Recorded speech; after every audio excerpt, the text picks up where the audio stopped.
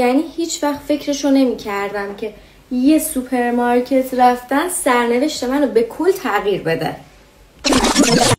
امروز میخوام برم دیت. گفتم حین میکاپ کردن داستان آشناییمونو براتون تعریف کنم.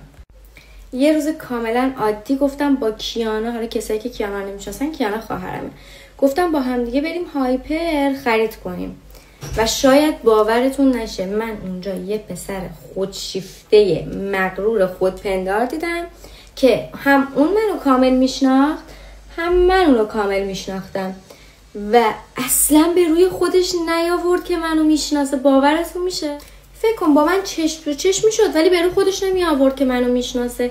ببین اون حسی که منو داشت نادیده میگرفت یعنی اعصابمو خورد کرده بود کاملا.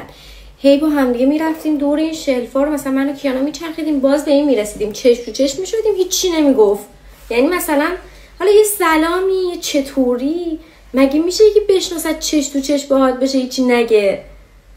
ببین این مابین بهتون بگم یه روژگونم خریدم از نارس، انقدر خوش رنگ و کیوته دلم میخواد واقعا بخورمش، انقدر پاستیلیه، خیلی نازه دیگه. جونم براتون بگه که هیچی دیگه اون روز اصلا به روی خودش نیاورد و اصلا انگار تا حالا تو عمرش منو ندیده و منو نمیشناسه و انگار نه انگار. حالا به نظر شما من چی کار کردم؟ چه جوری باشه ارتباط گرفتم؟ ببینم کیا درست حدس میزنم. تو کامنت ها برام بنویس.